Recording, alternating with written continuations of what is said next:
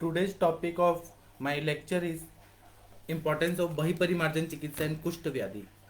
So I have come for to explain the importance of Bahiparimarjan Chikitsa, external application of medicines in Kushta Vyadhi. So let's start my lecture. Importance of Bahiparimarjan Chikitsa and Kushta Vyadhi. Ayurveda designates most of the skin diseases under Kush Roga. The literal meaning of Kush is Kushnati Tadvapu, means the Roga which causes the discoloration and disfiguration, bringing disgrace upon the bearer. The Trivid Chikitsa mentioned by Charaka are: first one is Dev Vyapashya Chikitsa, second one is Yukti Vyapashya Chikitsa, third one is Sattva Chikitsa. The success in the Chikitsa is gained by proper understanding of the Shastra, which are Janan Parishartha, means all the people should understand the applications of all this treatment and its judicial implication to eradicate Vyadhi. This is Yukti Vyapashya Chikitsa. It is of three types. That is, Yukti Vyapashya Chikitsa is of three types. First one is Anta Parimarjan Chikitsa. Second one is Bahi Parimarjan Chikitsa. Third one is Shastra Paridhan Chikitsa. Bahi Parimarjan Chikitsa is nothing but both the external application. Bahiparimarjan Chikitsa is nothing but the external application in form of Churna, Tail, Malhar Lep, etc. by Abhyang, Parishek, Unmardhan, Swed, etc. The Bahiparimarjan is mentioned in the third chapter of Charak Sutra Sthan itself by using the Angata Viksheshan, Anagata Vishleshan Tantriyukti. He says that Bahiparimarjan Chikitsa, which is mentioned in Aragvadya Adhyay, should be considered for Kushta Chikitsa. This shows the importance of Bahiparimarjan in treatment of Kushta. In classics of all this Charak, Shushruta and Bhagavata, it is mentioned that lep is Sadhya Siddhir Bhavet when it is applied after purificatory measures. But when we compare it with the topical application actions of topical medications, it is best and more than sufficient for skin diseases. In present day life, when a person doesn't have time to spend for Shodhan therapy, the Shaman therapy in the form of external applications may help. The Shodhana has many limitations of its own and it can't be done in Bal, Vridh and Garbhani, Durbal patients, etc. The Shodhan procedures like Vamana consume lots of time, attain patients, and give pain during the process. Apart from all these demerits, no doubt the Shodhan has always best results and its own importance. Still, Shamana therapy is gaining popularities in the form of Bahiparimarjan nowadays. The best example to justify the Bahiparimarjan Chikitsa is the popularities of the massage and spa centers. Hence, the Bahiparimarjan has manifold merits which play a pivotal role both in healthcare and disease cure. Even modern science too opines the same, that the topical application is effective as well as economical without causing any pain to the patient. The chemical agents may be applied to the skin for localized effects. The Bahiparimarjan, which is compared to topical application, have more local effects than systemic. The drugs used topically might get absorbed into the skin with the help of Vyanavayu and get metabolized by Bhrajak Pitta. That is, in modern science, we can explain this as by the enzyme system of epidermis like epioxyhydrolase transferase such as N-acetyl transferases and diverse enzymes including glycoronyl transferases and sulfatases. Modern science has enough explanation regarding topical medication, general principles of topical medication. A topical medication consists of an active agent contained with a vehicle or a base in order to obtain a pharmacological effect. The active agent needs to reach its site of action. However, many factors can modulate this process. Firstly, the skin possesses vast array of enzymatic machinery. On its own way from the skin surface of dermis, a compound can be metabolized to become either active or inactive. Secondly, the active form of medication must reach its site of action, which is in most of the cases it is localized either in epidermis, below the stratum corneum, or within the dermis. Thus, in the majority of the cases, we need to understand that in between the hectic schedule of today's life, there is a need of simple and effective remedy in order to regain the texture of hand and foot cosmetically and gain relief from the symptoms. The external applications have excellent results in the form of shaman therapy. By further research, we will be able to ascertain something which may prove the facts and principles of holy Ayurveda, which was told thousands of years ago. The intention of further research is to bring a revolution in the application of formulation in specific method and to see its efficacy, so that how effectively it can be employed in fulfilling principles in today's society. By considering all the above mentioned facts, the clinical comparative studies are done as in this way. बहिपरिमार्जन चिकित्सा, for example सर्पी means घी और लेप, सर्पी in the form of lep is considered as pathyatama in kushta. After Vamanadi Shodhan Karmas, if Kusht is Twakagat, the lep should be applied to get quick relief. Third one, application of the kalk of Kusht herb, Karanj Beej, Sandhav, Rasanjan, Kapith, Lodh relieves the Kusht Roga. If Kusht is Parush, Kathin, Sphut, Sthir, Avavyuk and its Puran, then Vish is applied to that part. If lep is applied without eliminating the doshas by Sharir Shodhan, the severity of Kusht increases. Hence, the lep should be applied after complete dosha Shodhan. Vipadika Har, Malhar or Sinduradi lep, that is, application of Parak Gandhak Pishti mixed with Katu Tel, means Sarshab Tel and Bhringraj Swaras gives all types of Kusht. Second one is lep of Sarji Chhar, Kusht, Vidang, Marich, Manashil and Lodh acts as Kusht Nashak. Doshanusar lepas. It all are compiled and I am describing all these things. The lepa or abhyang of the Snehi yogas explain Kushta Chikitsa are beneficial for respective dosh pradhan avastha. Abhyang of Tikta Grit, Shaddhat Grit is indicated in Daha Yukta Kusht. If associated with clay, Angapatan etc., then tail prepared out of Chandana, Madhuka, Praponderik, Utpal is used. In Vat Kafat Kusht, Dinesh Valyadi tail lep or abhyang is useful. In Pittadik Kushta, Nalpar Maradi Tailam lep or abhyang gives good result. Lepan of Ela, Kushta, Darvi, Shatpushpa, Chitrak, Vidang, Rasanjan and Abhya gives relieves Kushta. Whereas Snan Yogas has been explained in treatment of Kushta. Siddharthak Snan Yoga is said to cure the Kushta. Now I am explaining in Hindi also because lots of people can understand Hindi easily. अब मैं नमस्ते प्रणाम, मैं आप सब लोगों को बहिपरिमार्जन चिकित्सा के बारे में विस्तार से बताने के लिए आया हूँ. अभी मैंने कुछ नोट्स निकाले हैं, उस हिसाब से मैं बता रहा था कि आयुर्वेदा जो है यह स्किन डिजीजेस में या कुष्ठ रोग में बहुत ही अच्छा सा बताता है. मतलब और कुष्ठ रोग अगर हम लोग देखेंगे तो उसमें बताया है कि कुष्णाति तद्वपु, मतलब जो रोग में कलर चेंज हो जाता है या फिर उसका जो कंसिस्टेंसी है स्किन का वो खराब हो जाता है, जहाँ पे कुष्णाति मतलब सड़न पैदा हो जाती है और विकृति उत्पन्न हो जाती है त्वचा की, तो उसको हम लोग कुष्ठ रोग बोलते हैं. कुष्ठ रोग की चिकित्सा जब हम लोग करते हैं तो दैव व्यापाश्रय चिकित्सा, युक्ति व्यापाश्रय चिकित्सा, सत्वावजय चिकित्सा करते हैं.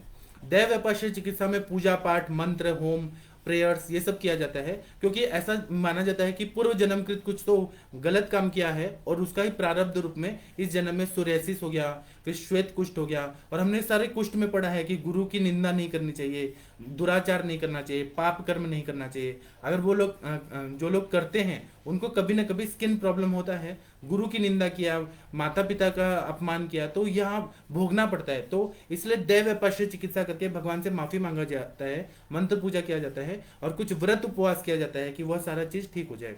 सूर्य की उपासना किया जाता है, रविवार का व्रत किया जाता है, तो इससे ना ये सब पूरी तरह से ठीक हो जाता है. दूसरा आता है युक्ति व्यापाश्रय चिकित्सा, जिसके बारे में हम लोग अभी चर्चा करेंगे. तीसरा आता है सत्वावजय चिकित्सा की मन को एकदम ऐसा मन को सत्वावजय चिकित्सा मतलब काउंसलिंग वगैरह करना है कि डिप्रेशन से निकल जाए, तो कोई भी क्योर करना बहुत ज्यादा ईजी हो जाता है. आगे हम लोग जब देखते हैं तो युक्ति व्यापाश्रय चिकित्सा पर देखते हैं, क्योंकि युक्ति व्यापाश्रय चिकित्सा हमारा अधिकार है, उस पर हम लोग को ज्यादा ध्यान देना चाहिए. हम लोग क्योंकि डॉक्टर्स हैं, दैव व्यापाश्रय भी चिकित्सा हमारा अधिकार है, लेकिन उस पर एक्सपर्टाइज सिखाया नहीं जाता ज्यादातर. वह जिसको इंटरेस्ट है वो लोग मंत्र पूजा, होम, प्रेयर्स, इस पे मणि धारण ये सब पे ध्यान दे. हम लोग युक्ति व्यापाश्रय चिकित्सा के बारे में चर्चा करते हैं. तो युक्ति व्यापाश्रय चिकित्सा 3 तरह का बताया है चरकाचार्य जी ने. उन्होंने बताया है कि अंतः परिमार्जन चिकित्सा, दूसरा बहिपरिमार्जन चिकित्सा, तीसरा शस्त्र परिधान चिकित्सा बताया. बहिपरिमार्जन चिकित्सा जब हम लोग देखते हैं तो यहाँ पर बाह्यतः कुछ ना कुछ एप्लीकेशन किया जाता है. वह चूर्ण फॉर्म में हो सकता है, उद्वर्तन के रूप में हो सकता है, प्रलेप के रूप में हो सकता है, प्रदेह के रूप में हो सकता है, मलहर कल्पना के रूप में हो सकता है, तैल कल्पना के रूप में हो सकता है. उन्मर्दन हो सकता है, या स्वेद प्रवृत्ति को करना, यह भी हो सकता है, परिषेक के रूप में हो सकता है। बही परिमार्जन चिकित्सा अगर हम लोग देखेंगे तो चरक सूत्र स्थान में आरगवद्य अध्याय में बहुत अच्छे से बताया है, उसमें उद्वर्तन, प्रलेप, प्रदेह के बारे में बताया है। तो इससे समझ आता है कि बही परिमार्जन चिकित्सा है वह कुष्ठ के लिए स्पेसिफिकली बताया है। जितने भी अपने चरक, सुश्रुत, वाग्भट जो आर्ष ग्रंथ हैं, अगर हम लोग उनका अध्ययन करेंगे तो हमें पता चलेगा कि लेप जो है वह साध्य सिद्धिर भवित, मतलब वह लेप कल्पना जब हम लोग लगाते हैं तो जल्दी से जल्दी स्किन प्रॉब्लम ठीक हो जाता है, जितना उतना फास्ट नहीं होता जब इंटरनल एप्लीकेशन से कुछ किया जाता है। एक्सटर्नल एप्लीकेशन आप लोग भी करते होंगे, जब आपके पास कोई कुष्ठ के पेशेंट आते हैं तो आप जात्यादि तेल, व्रण रूपक तेल, व्रण शोधक तेल, बहुत सारे मंजिष्ठा तेल, करंज तेल, नीम तेल, ऐसे बहुत सारे एक्सटर्नल एप्लीकेशन का भी प्रयोग करते होंगे, गंधक द्रुति का प्रयोग करते होंगे, तो उससे जल्दी जल्दी रिकवरी हो जाता है। यही चीज यहाँ पर बताया है कि बही परिमार्जन चिकित्सा में कुष्ठ का बहुत ज्यादा महत्व रहता है। जब हम लोग ऊपर से कुछ भी लगाते हैं तो वह स्किन डिजीज को बहुत अच्छे से जल्दी ठीक कर देता है। आज के जमाने में जब कोई भी इंसान को टाइम नहीं है जो शोधन के लिए हम इतना टाइम दे पाए, 7 दिन घृतपान करें, उसके बाद में स्वेदन लें, उसके बाद में वमन करें, फिर संसर्जन कर्म करें, तो इस टाइम में हमारे पास जब पेशेंट आ रहे हैं डे टू डे लाइफ में, तो हमें एक्सटर्नल एप्लीकेशन में बाह्य परिमार्जन चिकित्सा करने से बहुत जल्दी फायदा हो जाता है।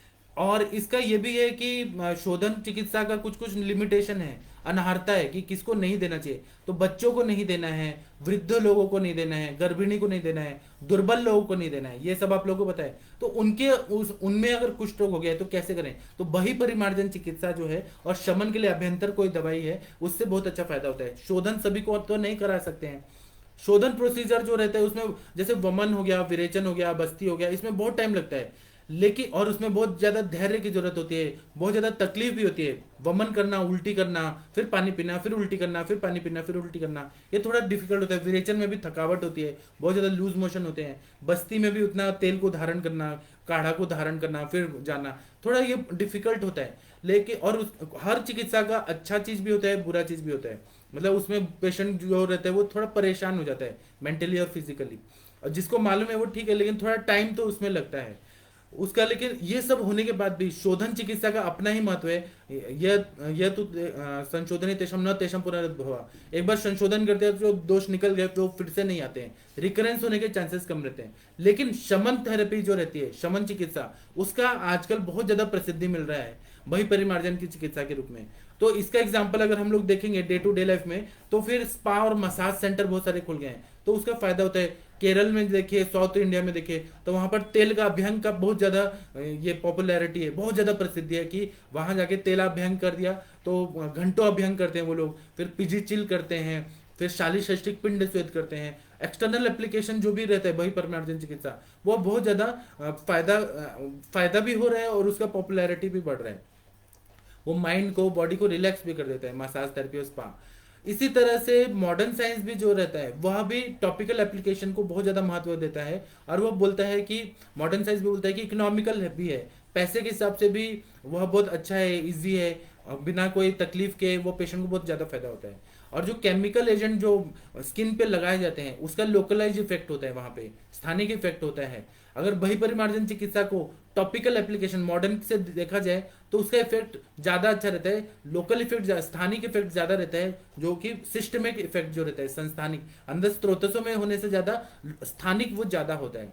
जो ड्रग्स यूज किया जाता है टॉपिकली मॉडर्न साइंस में, जो डर्मेटोलॉजिस्ट जो करते हैं वो स्किन में तुरंत ही ऑब्जर्व हो जाता है। इसी तरह से आयुर्वेद का भी बही परिमार्जन चिकित्सा किया जाता है, तो उससे क्या होता है कि व्यान वायु जो पूरा शरीर में संचार कर रही है और भ्राजक पित्त है उसमें बहुत अच्छा काम होता है। मॉडर्न साइंस में बोलेंगे तो एंजाइम सिस्टम जो रहता है एपिडर्मिस का, जैसे एपीऑक्सी डिहाइड्रोजिलेज ट्रांसफरेज, जैसे कि N acetyl transferases, diverse enzymes जैसे कि ग्लूकोनिल ट्रांसफरेजेस और सल्फेट्स, इसका बहुत ज्यादा इफेक्ट होता है।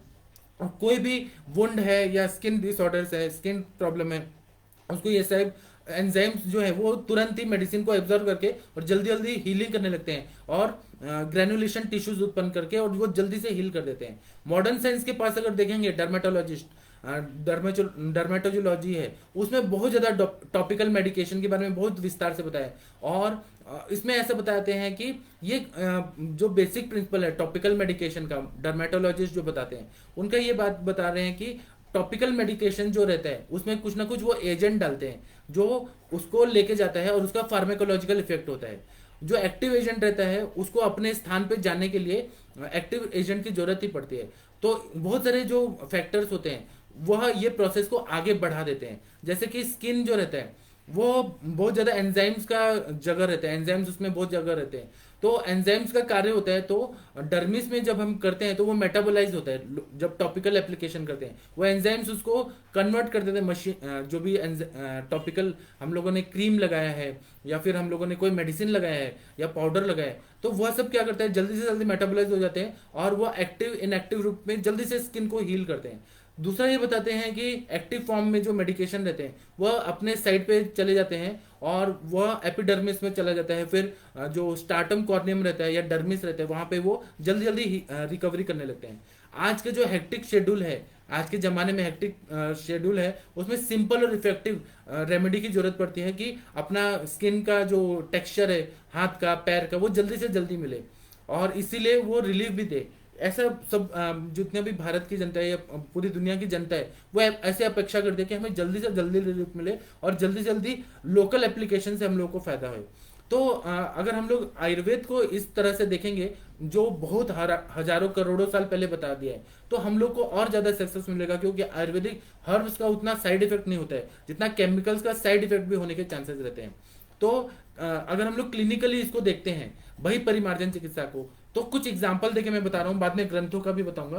तो बही परिमार्जन चिकित्सा में बताया कि जो घृत का लेप है वो पथ्यतम रहता है कुष्ठ में। कोई भी अगर कुष्ठ व्याधि है, स्किन डिसऑर्डर है, क्षुद्र कुष्ठ है, महाकुष्ठ है, महाकुष्ठ में क्या है तो कपाल कुष्ठ, औदुंबर कुष्ठ, मंडल कुष्ठ, दृश्यजीव, पुंडरिक कुष्ठ, जितने भी कुष्ठ हैं उसमें घी का लेप जो रहता है वो सबसे ज्यादा पथ्यतम रहता है।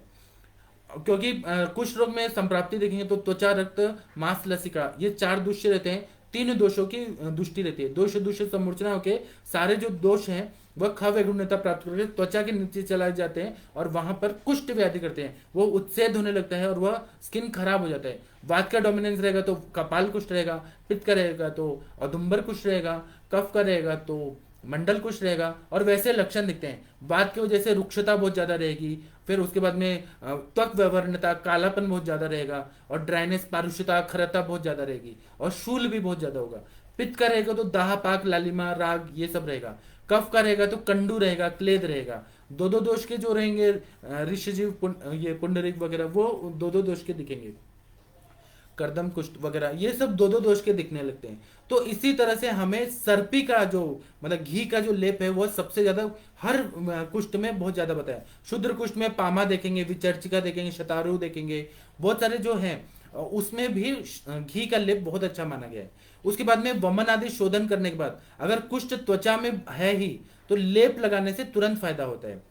जब हम कल्क लगाते हैं कुष्ठ की चिकित्सा में तो कुष्ठ वनस्पति लेना है, करंज बीज लेना है। करंज बीज कृमिग्न भी है, बहुत अच्छा फायदा करता है। सेंधा नमक, रसांजन, कपित्थ, लोद्र, इससे तुरंत ही फायदा होता है, क्योंकि लोद्र, कपित्थ ये सब कषाय रसात्मक रहते हैं, क्लेद को सुखा देते हैं, कंडू को सुखा देते हैं और कुष्ठ हर रहते हैं। और कुष्ठ अगर बहुत परुष रहेगा, कठिन रहेगा, स्फुटित रहेगा, वहां से फट रहा है, चीरा पड़ रहा है, स्थिर रहेगा, अवयवयुक्त रहेगा और बहुत पुराना रहेगा, तो कभी कभी विष का भी प्रयोग किया गया है जो पॉइजन है, जैसे करवीरादि तेल यह पॉइजन है, इन सब का प्रयोग किया गया है तो वो जल्दी से जल्दी रिलीफ कर देता है। लेप लगाया जाता है तो शरीर का शोधन करता है, मतलब वो त्वचा का शोधन करता है। लेप लगाने से भ्राजक पित्त को एक्टिव कर देता है, व्यान वायु को अच्छा कर देता है, रक्त की शुद्धि करता है, तो वह दोषों को निकालता है वही परिमार्जन चिकित्सा से। और ऐसा बोलते हैं कि लेप वगैरह लगाते हैं तो वमन, विरेचन, बस्ती, नस्य, रक्त मोक्षण करा के अगर लेप लगाएंगे तो ज्यादा फायदा करता है। ये भी एक सिद्धांत है। इसी तरह से वेपादिका हर मलहम और सिंदूरादि लेप बताया है। जैसे पैरों में त्वचा बहुत फट रही है, वेपादिका हो गया है, तो इसमें बता रहे हैं कि पारा और गंधक की कज्जली लेना है और सरसों का तेल में मिक्स करके भृंगराज स्वरस डाल के और उसका लेप लगा दे तो कुष्ठ में बहुत अच्छा फायदा होता है। लेप में सज्जी छार डाला, कुष्ठ वनस्पति, विडंग, मरीच, मनशिला, लोद्र अगर डालेंगे तो कुष्ठ नाशक होता है। इसी तरह से दोषानुसार लेप बताए हैं, तो ऐसा बता रहे हैं कि लेप दोष अनुसार अगर रहे तो ज्यादा अच्छा रहेगा। जैसे कि एग्जाम्पल से बताते हैं कि महातिक्त घृत अगर दाह युक्त रहे, पित्त प्रधान कुष्ठ रहे तो बहुत अच्छा फायदा करता है। शब्दौत घृत का अगर लेप करें तो दाह युक्त कुष्ठ में बहुत अच्छा फायदा करता है। क्लेद है, अंग पतन है, तो तेल का प्रयोग करें, चंदन, मधु, मतलब यष्टि मधु, चंदन का लेप, प्रपौंडरिक, उत्पल का कमल का यूज करें तो वह जो क्लेद वगैरह जो है, अंग पतन है, उसमें बहुत अच्छा काम करता है। वात कफज कुष्ठ है तो बहुत ज्यादा दशांग लेप, दशांग तेल से सिद्ध लेप कर दिया या अभ्यंग कर दिया तो बहुत अच्छा फायदा होता है। पित्ताधिक कुष्ठ है तो नल पर आदि तेल हो गया, उसमें बहुत अच्छा फायदा करता है, अभ्यंग से फायदा होता है। लेप में इलायची का प्रयोग किया, कुष्ठ वनस्पति, दारू हरिद्रा, शतपुष्पा, चित्रक, विडंग, रसांजन और हरित की, इसका प्रयोग कर दिया तो कुष्ठ में बहुत अच्छा फायदा होता है। बहुत सारे स्नान बताए हैं चरक संहिता में, जैसे सिद्धार्थक स्नान बताया है, वह बहुत ज्यादा फायदा करता है। तो हमें ने इन सब का सिग्निफिकेंस रहता है, उसके महत्व को हमें जरूर समझना चाहिए, क्योंकि हमारे पेशेंट जो है वह जरूर ठीक होते हैं अगर हम लोग इस तरह से चिकित्सा करते हैं तो। अब मैं चरक संहिता में आरक वध्य अध्याय, उसमें क्या क्या कुछ लेप हैं वह मैं आप लोगों को बताता हूँ जो आप लोगों को बहुत ज्यादा उपयोगी पड़ सकता है। तो जैसे कि आरक वध्य अध्याय देखेंगे, चरक सूत्र सन 3, उसमें ऐसे बताए हैं कि एक श्लोक है, आरक वध सैड गजा करंजो वासा गुडुची मदरम हरिद्रे शव्यावय कुस्तरावय खदिरो धवश्च निम्मो विडंगा करवीर त्वक। अब इसमें बहुत सारा चीज बताया जो हम लोग लेप के रूप में यूज कर सकते हैं, जैसे आरगवत का हम लोग यूज कर सकते हैं, करंज का यूज कर सकते हैं, फिर वासा का, गुडुची का, दोनों हरिद्रा, हरिद्रा दारू हरिद्रा का प्रयोग अगर हम लोग करेंगे उद्वर्तन के रूप में तो कुष्ठहर है वो बहुत अच्छा। फिर खदीर देखेंगे, अर्जुन देखेंगे, नीम है, विडंग है, करवीर है, इसका उद्वर्तन प्रलेप और प्रदेह के रूप में करेंगे बहुत अच्छा फायदा होता है। फिर वचा है, भल्लातक है, मनशिला है, गृह का धूम है, लोद्र है, मुस्ता है, अर्जुन है, इस तरह से बहुत सारे आरग्य अध्याय तो पूरा वही परिमार्जन चिकित्सा के लिए ही बताया है। उसमें सुरसा है, तुलसी का लेप होना चाहिए, अलग अलग उसमें बताया है कि जैसे कि फॉर एग्जांपल हम लोग देखते हैं तो 9 नंबर के श्लोक में फल श्रुति बताइए कि कंडू पिड़का सकोटा कुष्ठाने शोफाश शमम व्रजंती, यह पिड़का को दूर करता है, कोट को ठीक करता है, शीत पित्त को ठीक करता है, कुष्ठ को, शोफ को यह ठीक कर देता है। इसी तरह से बहुत सारे इसमें बताए हैं, या हम कभी अध्याय पढ़ेंगे तो मैं बताऊंगा। अब मैं चरक संहिता का जो कुष्ठ चिकित्सा है उसमें कुछ कुछ लेप का बताता हूँ जो आप लोग को मालूम है, आप लोग पढ़ते हैं, लेकिन उसको यहाँ अगर डिस्कस किया जाए तो बहुत अच्छा फायदा होगा। इसमें विपादिका हर घृत और तेल बताया कि जीवंती लेना है, मंजिष्ठा लेना है। कुष्ठ चिकित्सा में श्लोक नंबर 133 134 में बताया है कि जीवंती, मंजिष्ठा, दारू हरिद्रा, गाय का दूध, तुत्थ, इनका कल का अगर लें और घी लेके यमक सिद्ध करें और इसका प्रयोग अगर हम लोग करें वहां पे लगाएं विपादिका में तो वह क्रैक जो हो रहा है, क्रैक फुट है, उसमें बहुत अच्छा फायदा करता है। उसमें सर्जरस डाल दें थोड़ा, उसमें मधुशिष्ट वैक्स डाल दें, बहुत अच्छा फायदा करता है। तो चर्माक्य, एक कुष्ठ, किटिप कुष्ठ, अलसक सब शांत हो जाता है।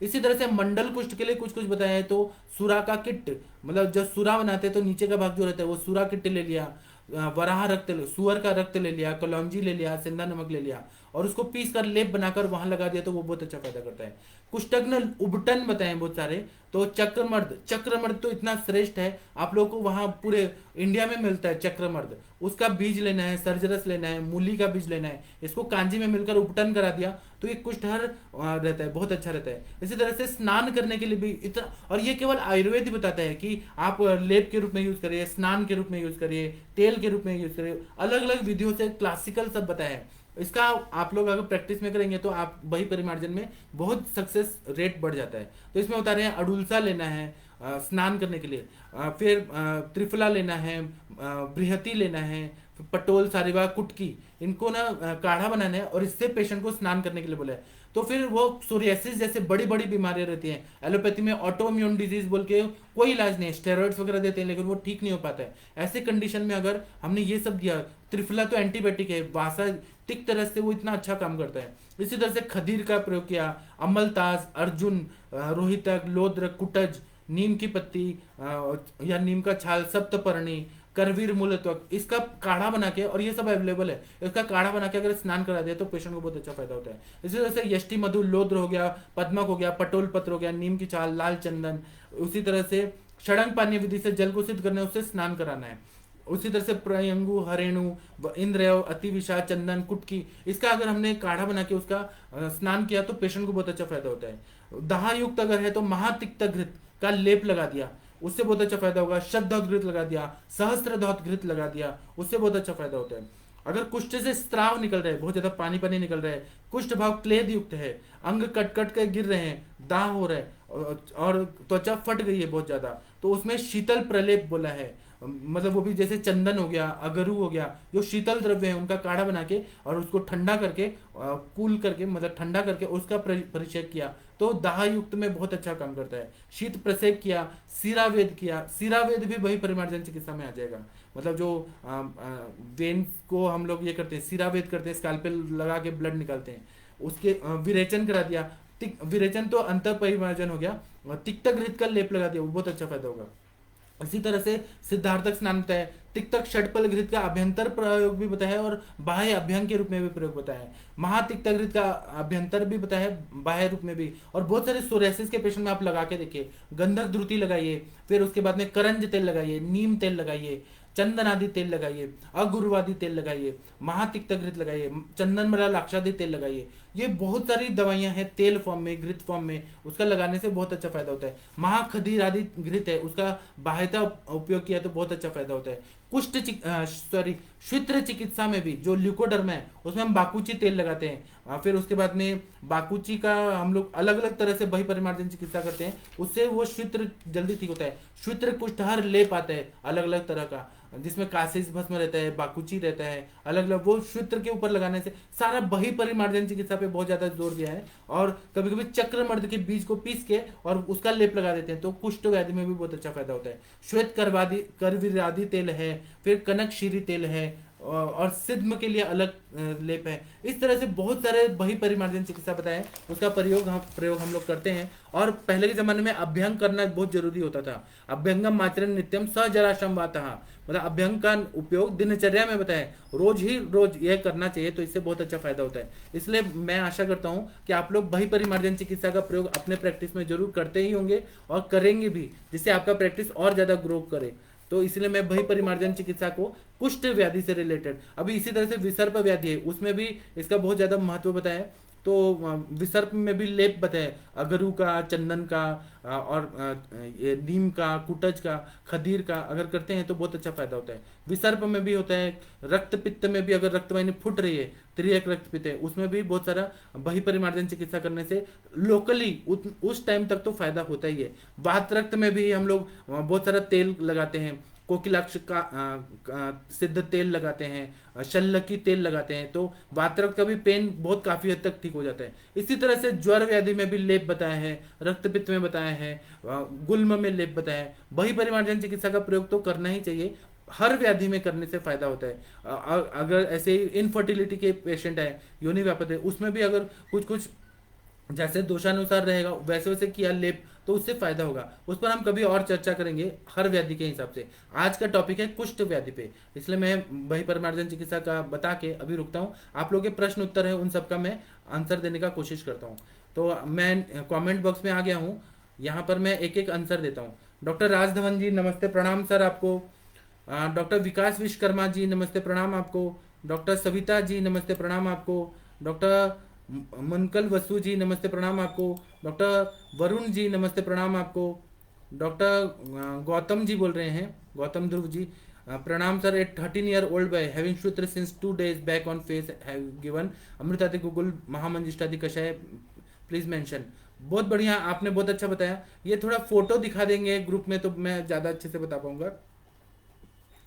और भी किसी को कुछ प्रश्न पूछना है तो पूछिए, मुझे यहाँ कमेंट्स और दिख नहीं रहे, रुकिए एक मिनट।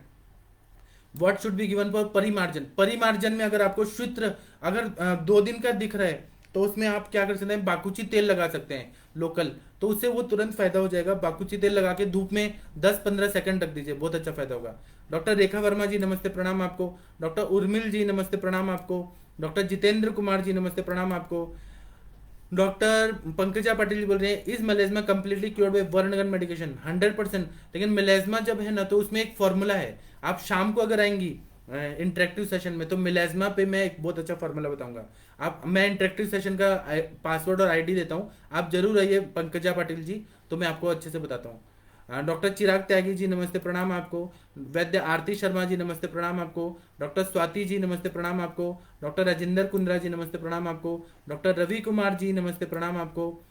डॉक्टर इतिश्री साहू जी बोल रहे हैं फंगल इन्फेक्शन में क्या लेप यूज कर सकते हैं। फंगल इन्फेक्शन में तो गंधक द्रुति इतना बेस्ट काम करता है। गंधक द्रुति अगर लगा दे फंगल इन्फेक्शन में बहुत अच्छा। फिर उसके बाद में तुलसी का स्वरस लगा के और हल्दी डाल के वहां लगा दे फंगल इन्फेक्शन में बहुत अच्छा फायदा होता है। करंज तेल है, फिर बाकुची तेल भी अच्छा काम करता है फंगल इन्फेक्शन में। फिर नीम तेल है, जो भी कृमिघ्न है और कुष्ठहर तेल है वह सबका प्रयोग करें। और बही परिमार्जन चिकित्सा में वर्णगण है, फिर कुष्ठग्न गण है, उदर्द प्रशमन गण है, कंडुग्न गण है। इसमें जो जो मेडिसिन अवेलेबल है उसका उद्वर्तन करें, सिद्ध तेल करें या फिर तेल के साथ मिक्स करके लगाएं या घी के साथ लगाएं, बहुत अच्छा फायदा होता है। आप लोग ये यूज करिए। आयुर्वेद करना है तो पूरा अच्छे तरह से करना चाहिए। डॉक्टर श्रुति निगम मैडम जी नमस्ते प्रणाम आपको।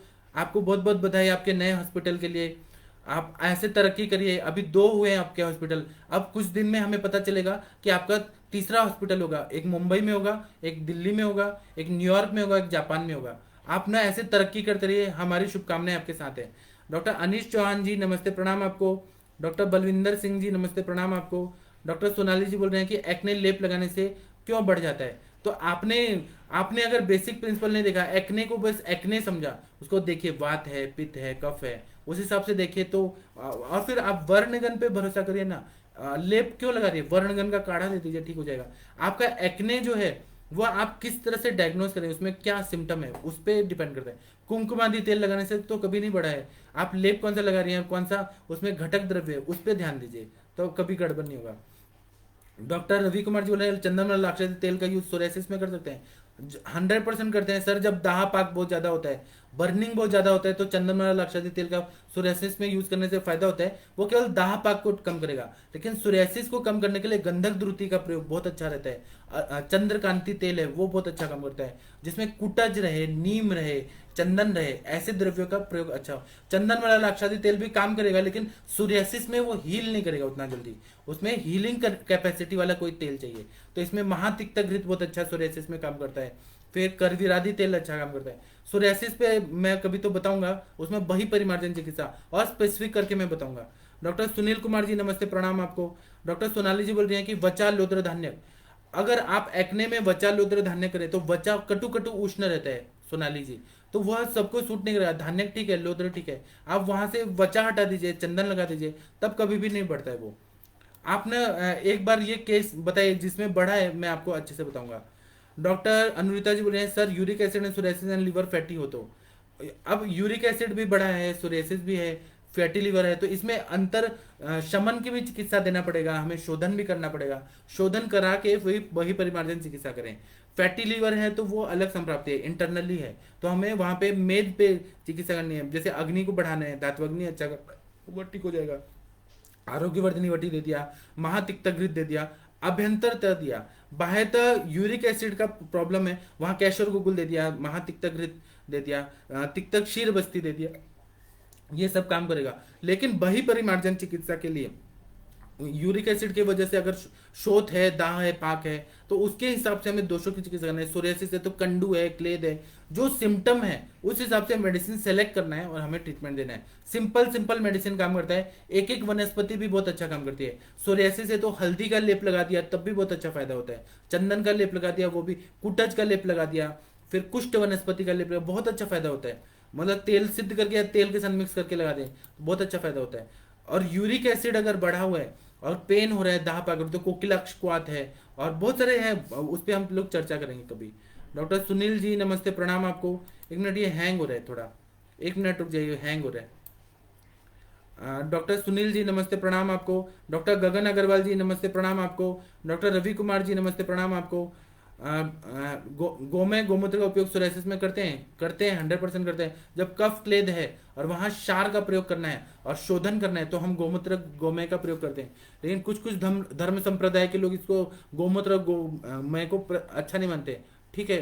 अनुरिता जी बोले एलोपैथी ट्रीटमेंट सोरियासिस की वजह से सब कॉम्प्लिकेशन ऑफ यूरिक एसिड, तो उसमें तो हम शोधन करा देना मैडम जी, हम लोग वमन विरेचन करा दें तो बहुत अच्छा। अभी पित्त का काल है, शरद ऋतु है, आप ना सभी पेशेंट को विरेचन कराइए। सब लोग त्रिवित हम लेके आइए 10-15 किलो, सारे पेशेंट को 4-4 चम्मच खिला दीजिए।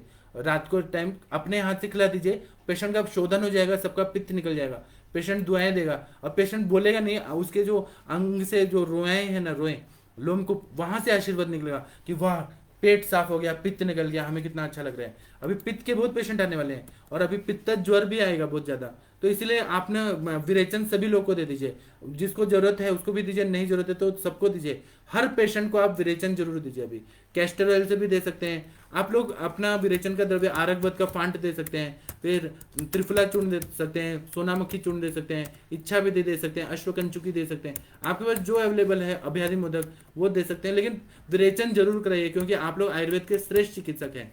आप लोगों को ना अपने पेशेंट को स्वस्थ रखेंगे तभी ना वो आपके पास विश्वास करेंगे। मैं ना अभी इंटरेक्टिव सेशन का पासवर्ड आईडी देता हूँ। वो इंटरेक्टिव सेशन में सभी लोग का स्वागत है, फ्री है सभी लोग के लिए। आप लोग आइए, अपना ज्ञान वर्धन करिए। और जो डाइट है ये क्या भूमि घुत में क्या दे, आप ना इसको आयुर्वेद की भाषा में लिखिए। सोरियासिस ये सब आयुर्वेद की भाषा में बोलिए तो मैं आपको अच्छे से बताऊंगा। सोरेसिस में लोकल एप्लीकेशन के लिए स्मिता जी मैंने बता दिया ना, इसमें आप ये कर सकते हैं।